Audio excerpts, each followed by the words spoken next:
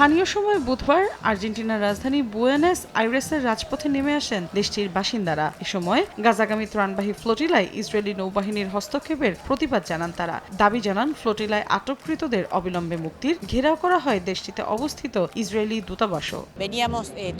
আমরা এতদিন ধরে সতর্ক করেছি যাতে ইসরায়েলিরা ফ্লোটিলায় না ওঠে, কিন্তু আমাদের সহযোদ্ধারা আটক হয়েছেন। পুরো বিশ্বকে এ নিয়ে সোচ্চার হওয়ার আহ্বান জানাই আমরা। এটি পুরোপুরি আন্তর্জাতিক আইনের লঙ্ঘন।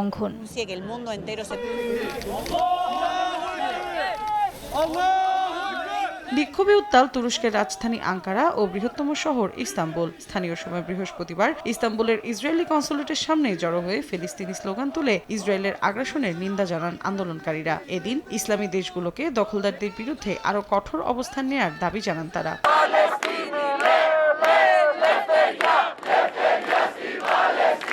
সুমুদ ফ্লোটিলায় আটকের ঘটনায় নিন্দা জানিয়েছেন গ্রিসের রাজধানী এথেন্সের বাসিন্দারাও। পররাষ্ট্র মন্ত্রণালয়ের সামনে জড়ো হয়ে ইসরায়েল বিরোধী বিক্ষোভ করে ফিলিস্তিনের প্রতি সংহতি প্রকাশ করেন তারা।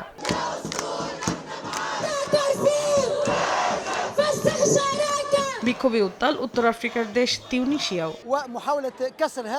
মানবিক সহায়তা পৌঁছাতে যাওয়া জাহাজগুলোকে আটকানো এবং এ মহৎ মানবিক প্রচেষ্টা ভণ্ডুল করার চেষ্টা একটি নিছক নিপীড়ন।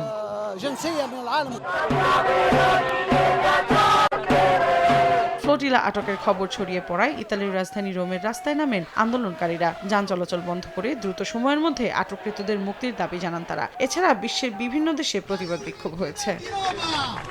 মৌসুমী সাথী, সময় সংবাদ।